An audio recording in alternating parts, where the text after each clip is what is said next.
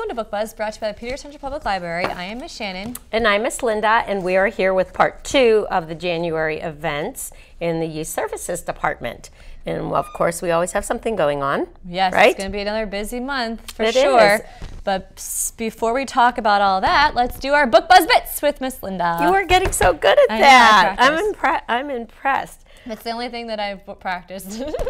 Well, I did want to mention though too with you know, so technically it's now January, right? Mm-hmm. And even though we should be into our New Year's resolutions by now. So how's that going for you? Yeah, technically I should be 2 weeks into my New Year's resolution, and I've pulled out that keyboard. Mm-hmm.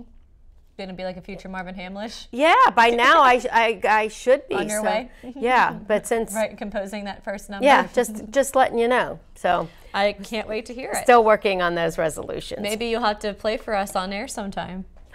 If I get good enough, yeah, that'd be fun. Yeah, if we don't do chopsticks. I don't know chopsticks. No. Oh, well then I'm gonna have to teach you a little something. Right. There's a couple things I can pick up. That's all you gotta. Yeah. You know, just a couple fingers. All right, whatever. I'm hoping that I'll be better. To teach lessons? I want to be, yeah, but I'm learning a whole new way. Oh. I'm learning like a whole new, like playing with chords and doing stuff and. Cool. Yeah. No, I can only do beat like, no. Okay. It's going to be different. Okay. On that note, alrighty, good. All right. Resolutions. We are, yes. So I think everybody's New Year's resolution should be to make regular trips to the library. Okay. I think that you need to come to the My library. New Year's resolution has been achieved. Yeah, well, it's easy for us. Wow, we go at least 5 days a week, don't we? On a slow week. Well, I don't know about you, but I know that when I go to different places and travel, I always seek out libraries. I do stock the libraries myself, yes. I love it. I love seeing them. Now, I have to say, now some of these are in the States, and some are like out of the country that if I could get to that country, I would love to go see. So I thought, okay, with New Year's resolutions, we are going to show you some of the most beautiful libraries from around the world. The first library, the picture is from Boston, and that is USA. Boston Public Library, the perfect mix between modern and old school. The lower level of the library was renovated and even holds a media cafe. Oh, it is up on the screen. Isn't it beautiful? Yeah. A media cafe where I know, we're so good, where you can watch live podcasts and news shows being recorded. That's like coming here and watching us be recorded. Plus, the courtyard is quite possibly one of the most serene and calming places that they've ever seen, so falling in love will be very easy. That is the Boston Public Library. That does look beautiful. It does. I have not been to that one. No. Before we move on to the next one, my sister was at, I will say this, and if she ever sees this episode, I just want her to know, she was at Ohio State this weekend.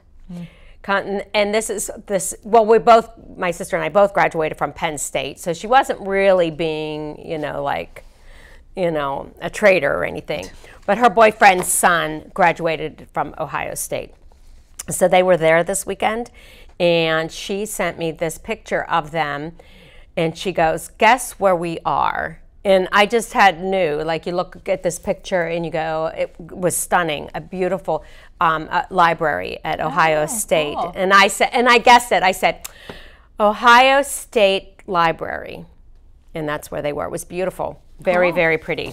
So, yep, they were at. All right, but we're not at Ohio State. We are moving on from Boston Public Library to the New York Public Library. That's on my bucket list of places. Oh, actually, Tim and I have been to this one when we've been to New York. It is beautiful. It's so, you walk in, you can see it just takes your breath away. It's just so, like, almost like regal. The New York Public Library is for sure one of the most beautiful libraries that these authors had ever laid their eyes on. I think it's beautiful too. The energy in the library is perfect for getting lost in a good book. The New York Public Library is the second largest library in the United States. And literally, I love this fact, has 53 million books. Wow. Can you imagine 53 million books? It's just a couple. Yeah. So if it's the second largest, what's the first largest? You tell me. Not Peters Township. No, we're third. Well, there you go. Yeah, just slightly under 53 million. Library of Congress. Oh, that makes sense. Okay, so moving on. So now for this one, we're going out of the country to Prague in the Czech Republic. Oh. Baroque Library. And they said, we'd like to It's not Baroque, don't fix it. Wait a minute, but I'm pumped. I like that. You're so good. God, I love our job. Okay, they're jetting all the way to Prague just to lock themselves in the library. Isn't that beautiful? The Baroque Library Hall is located inside the Clementinum.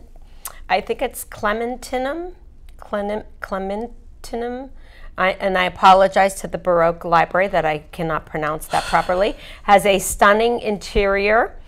And the authors said that they would probably lay on the floor all day long just to look at the pretty ceiling. Look at that ceiling. Right. Yeah. That is so stunning.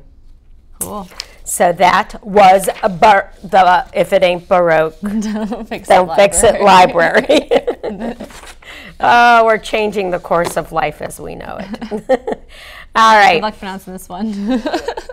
Oh, you know what? And when I was looking at the name of this, I did come up with how I thought it would be pronounced, and that was like at the end of last week. So, okay, now we're moving across to Taipei, Taiwan. I think my educated guess would be Beitao, the Beitao Public Library. Sure. Does that sound good? And look at that. It's so cool. It just looks so Asian. It said, if you want to go to a wooden pirate book ship, that's what it looks like, doesn't it? Like a wooden pirate book ship.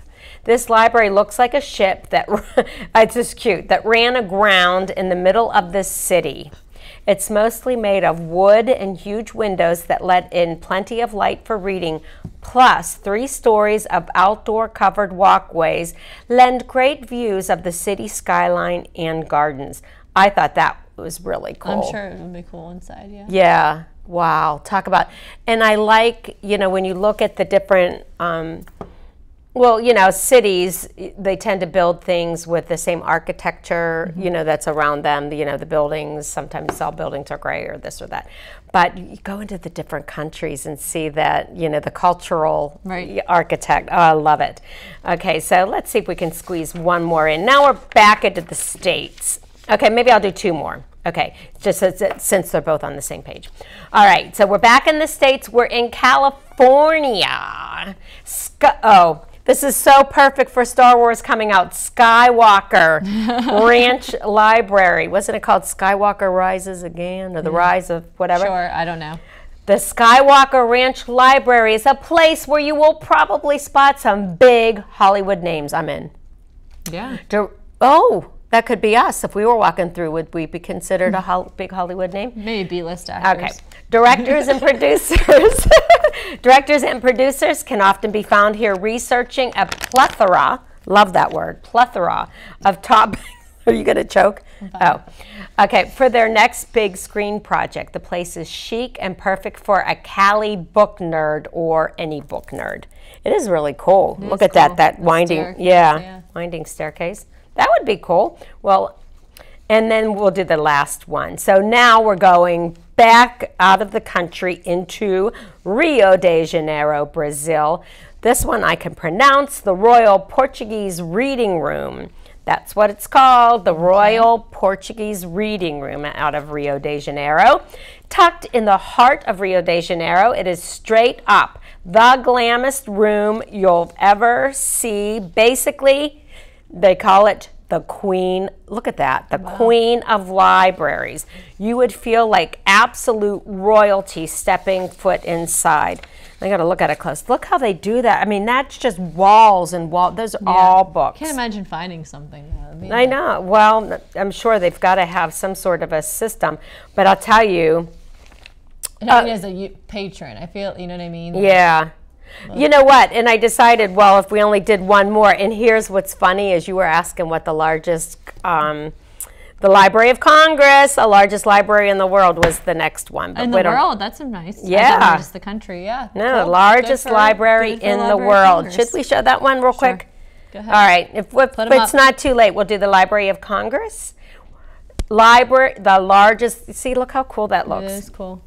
You know what? That looks so Washington. Like, I look down on that and I look at that picture and I just picture like the rotunda or, you know, Congress, or, you know, it does look so Washington. Yeah. So that is, I'm glad we ended with that one. That is the largest library in the world. And we have it right here. Very cool. And that's it. All right. That was Book Buzz Bits. Yeah, that's a lot of bits. That's a lot of bits, big bits. A lot of bits. Big bits, small bits, all kinds of bits. Yep. Alrighty, so moving into our what's going on in the library. We are now in the winter session of our programs. Everything will be starting up on January the 13th. So please make sure, if you haven't done so already, to go ahead and get signed up for all of our programs. You can register for everything online. We do have some new story times, which I mentioned in the earlier program. We have our Future Champs, which would be a Tuesday evening program that incorporates Special Olympics curriculum. And then we're also doing our Cruise into Kindergarten story time, which would be a new Thursday afternoon program that will be using the Cruise into Kindergarten initiative from, I think that's part of, what, PA Library? Yeah, it is. And it's wonderful, and I'm so glad. It's cool that we're doing something with that. And that is going to make Thursdays a kindergarten day, so it's so cool. So great options. Yep, very cool. Very good. So I put this on for you if you wanted to talk about the family movie night. Yeah, I think so it's really cool. We're going to be on Thursday the 16th, we're going to be showing the live action Lion King, the 2019 version of the Lion King. Now, you know, parents of the very, very young ones, they, you know, the graphics are very extremely lifelike. So you have to judge how your child will feel about all of that. I've known people that have taken their 3-year-olds to see it, and they loved it. Other kids not so much. So you'll just have to make your own judgment of that. But you'll get to come see it for free at the library. Of course, Lion King, Elton John, all the music is phenomenal in that musical. So 6:30 on the 16th, and I actually haven't seen it yet, so I'm excited. We can look at the. So free popcorn, come see the Lion King. Yeah, I'm surprised because you're usually really good, but you probably didn't go maybe because you didn't want to. I didn't know necessarily if Lucas would be afraid take Lucas of it or not. Yeah. So I need to watch it first before I show him, and I haven't had a chance to. So yeah, if it were out, I'd go with you again. I loved it. Yeah, I did. But then, it was very realistic and it really well done. It just flips me out how technology and how they do stuff. I know. I loved it. All the live actions are really well done. Yeah, I've always loved all the music and all the stuff. Okay, we touched base on this at the end of the last one. Preschool Palooza's coming up on Saturday, January 18th at 11:30 a.m. Again, big decisions. You know, sometimes people go, oh, it's just preschool. But it is preschool, and each child is different. And there are so many options that we're letting parents see. The options that are around the area, and there are a lot. And everything varies. How they run their programs, or the times, the ages, the days, one might just how they what's the word I'm looking for? Curriculums are different. Yeah, that's the word. Thank you. Curriculums. How they approach things. Right. In some your child. Right. And you know what works for them. Some kids need structure. And they're better if they are literally told specific. Some kids are really good at exploring and figuring it out for themselves. So you really need to take your child, definitely take your child into consideration. So come and get that information, and directors and teachers will be there to be able to answer any questions. Right. So, and you should have questions when you're thinking of it and what you think your child wants, and you want them to be ready for kindergarten. Yeah, right. For sure. For sure. So that's the 18th. Yes. Oh yeah, for that one I put the wrong month, but we know what it is. We got it. Oh, that's still me anyway. Oh, we're closing the library. Woohoo! No, for good? Nah, for a day. We will be closed. It's actually Martin Luther King Day, and there won't be any school, but we are going to be closed on Monday, January 20th for Library Staff Development Day.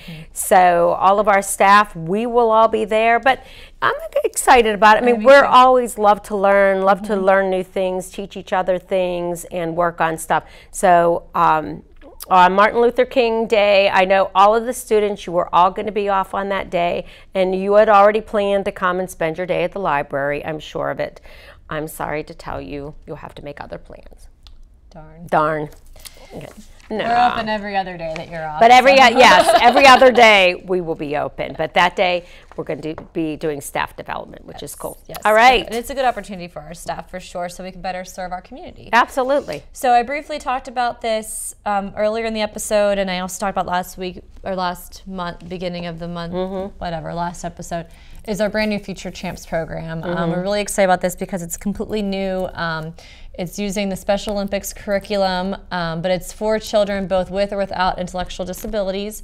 Basic movement kind of skills, basic sportsmanship skills that they'll be being introduced in that program. It's for ages 2 to 7, and it's nice because it's a weekly evening program. People have been requesting that. We do have our Pop and Tots with Moms 2 program on Wednesday evenings with Miss Patty, and so this will be on Tuesday evenings with Miss Sydney. Future Champs, please, again, register. Registrations are online, so it's very simple now. You just go to our website and very quickly register your child for it. It's very important for us to know how many kids to anticipate for any of our programs. So go online and sign up for that, and we will see you that will start up on the 14th, because our programs will start on the 13th. So on Tuesday evenings. Cool. Love that stuff. Well, this annual event I'm about to talk about has become one of our favorites. This is our maybe fifth year. I would say more than 4, because it's been a while. Yeah, where we've had Josh and Gab. They have an anti-bullying message. They come to the library and do their songs and entertain the crowds, the kids. They're amazing. They're so much fun, and the kids sing along. They get them engaged and up and dancing. They're so much fun, and every year we've just enjoyed having them. There isn't a better message in the world than what they do with, with what we're trying to do, with the kindness and their anti-bullying. And the cool thing, I have a couple cool things on this one actually. The cool thing is that Josh and Gab haven't been performing together. Gab kind of went off. I mean, they're still together like as a business, but she does her comedy, and she's a comedian, and they haven't been performing together anymore. So I was excited that it was like, are you still going to come and do this? Oh, absolutely. That if they would always come together to do this. That it's one of their favorite things to do as well. But way back when I was confirming to make sure, I was giving inside scoop that there may be a music happening again, and he's back into music. But he's also I noticed that he was performing. I happened to see it and happened to talk to him about it at a Christmas show downtown. I saw his name and saw it on Facebook as well. who was the guy that he was with? Rick Seaback was going to be part of the show, because Rick usually, I just went to a show where Rick Seaback goes to all these shows, and he recites The Night Before Christmas verbatim, you know, just like an actor, just knows it and puts it out there, and you know, just does it. So Josh is back into music now. Funny story about Josh. So right before we went on vacation, since I haven't seen you, we were at the Children's Museum, and we were on our way out, and I said, Lucas, it's Josh from Josh and Gab. And he was like, to my mom, Mima, he sings 9 o'clock behind the jackrabbit, and he's right here. So we went over and talked to Josh, and of course he recognized me, and he said to Lucas, last time I saw you, you were singing 9 o'clock behind the jackrabbit, because I actually have a video of Lucas singing that. And I sent it to Josh. And he informed me too that they're trying to get back together and do more things together, because Gab's been performing on her own, and they're trying to get back together again. But yeah, because he does work at the Children's Museum as well, more on the business end of things. Yeah. So we were on our way out, and we saw him there. It was really funny. So Lucas was so excited, and then he was like, "Can we listen to Josh and Gab in the car?" And I'm like, oh no, he's sitting in my at work, like I don't have it with me, and he was like, because he wanted to listen to them, so it was funny. But that's cool. We ran into him there. Perfect timing on that with this story. Yeah, for sure. Well, even more the reason to come and see Josh and Gab. They are the best. They are. That's going to be. And you know what? Just good people. Oh, I love them so much. Just good. What you see is what you get. You know, they're just good people. And they're really funny and entertaining. They're great with the kids. The kids love them. Of course. We have families that look forward to that every year too. So that's going to be on February 1st, which is also National Take Your Child to the Library Day. So that is how we celebrate Take Your Child to the Library Day, is we have this annual Josh and Gab performance. So and hopefully we can continue to do it, because it's been something that everybody's been looking forward to. Right. And we're running the event 11:30 to 1:30, but they are going to perform at noon. Right, so you can come before then, do some crafts. I don't care what time you come, before or after. Get your spot. But noon. And we always do a little cookie reception afterwards, a little meet and greet. So you can get, you know, they like getting their pictures taken with them, and have cookies, and try to beat Josh to them, you know. Try to make sure that you get a cookie before Josh gets to the cookie table. Right, for sure. Yep. All right, so you have a book to share? Of course. All right, I will start with good old Carnegie. Andrew Carnegie built his first public library in the small Scottish village where he was born, but he didn't stop there. This is about the man who loved libraries, all about the story of Andrew Carnegie. And obviously everybody knows of Carnegie libraries and the Carnegie library system and all the money he's given to libraries. His is a good bio to read. This is nice and simplified for children, but I recommend it's a nice version for adults too, to just get the highlights of. Right. He started from nothing and worked his way up. Absolutely. Came over here, nothing. Good old Andy. Good old, So by Andrew Larson, but the man who loved libraries. Okay? Very cool. So, also coming, this is the beginning of February too, so I'll go ahead and throw it out there. We're having our Galentine's Day party. We're going to be featuring the book series To All the Boys I Loved Before. So I'll talk about this again in February, but I wanted to bring it up real quick because I just fell in love with this series. There's a trilogy. I just finished the third book not too long ago. And I just love, these are by Jenny Han, and the main character, Laura Jean, like she's just very relatable. I just like her. Is that the first one? This is the first one, To All the Boys I Loved Before. And the first one's been made into a Netflix film, and the second one is going to be released as a Netflix film near Valentine's Day. So we're going to have a Galentine's Day party. So if you don't know what Galentine's Day is, it's basically Valentine's celebrations just for the gals. So we'll have a lot of fun crafts and treats, and we'll hopefully get to watch this or at least talk about this in some way and use these characters from To All the Boys I Loved Before. Maybe a little bit of trivia if you've read the series. So it'll be a lot of fun for our Galentine's Day event that will be actually on Valentine's Day because it falls on a Friday and the kids are off of school. So that will be when we'll have that one. Cool. So stay tuned for more details. Stay tuned.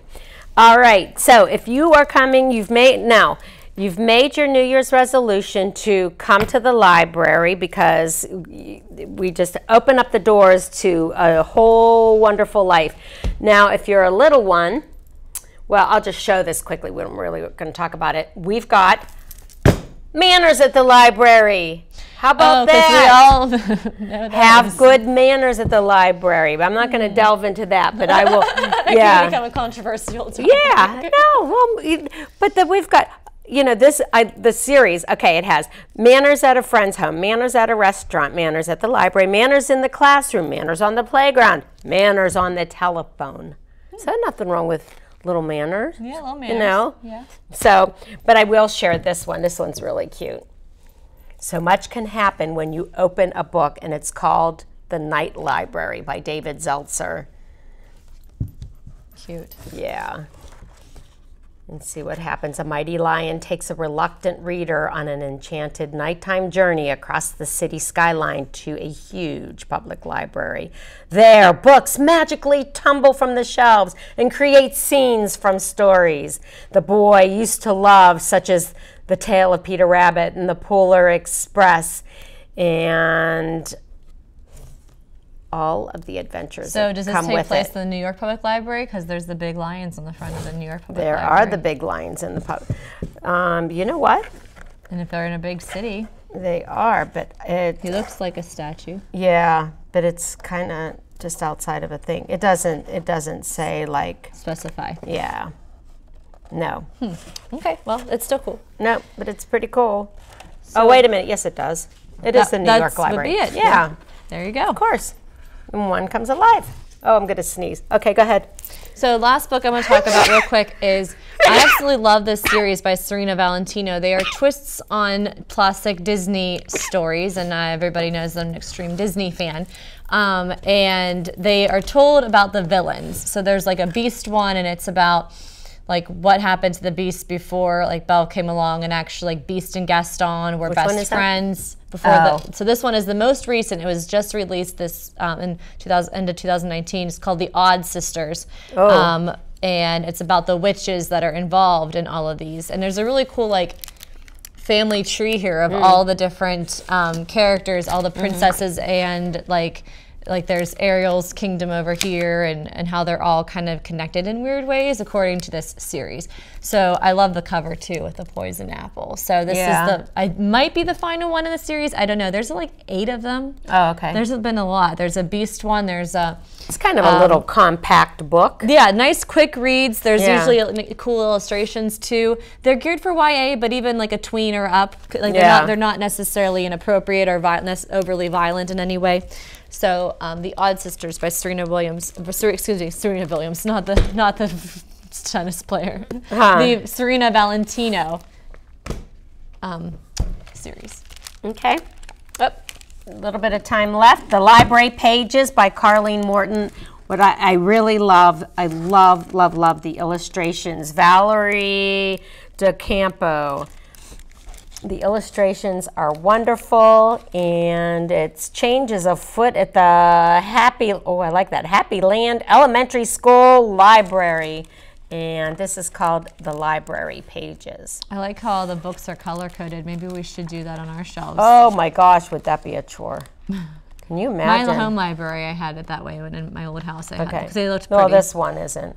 No. But, oh yeah. I mean, that'd be perfect for when the sweetest little girl comes up and said, so I'm looking for the book that I was reading, and it has a red cover on it. Right, exactly. and maybe a little bunny, and you know, they melt your heart. You're going, we have 5,000 red covered books. Let's try to narrow it down. Yeah, but sometimes you can figure it out. You do. You keep talking. And, get a detailed character. Tell me more about the story. What did you know? So it's like a puzzle. I know, but we're good at puzzles. It's fun. That's why we love our job. True. All right. See you for February. Oh, gosh. Oh, Valentine's. We've got lots to think about.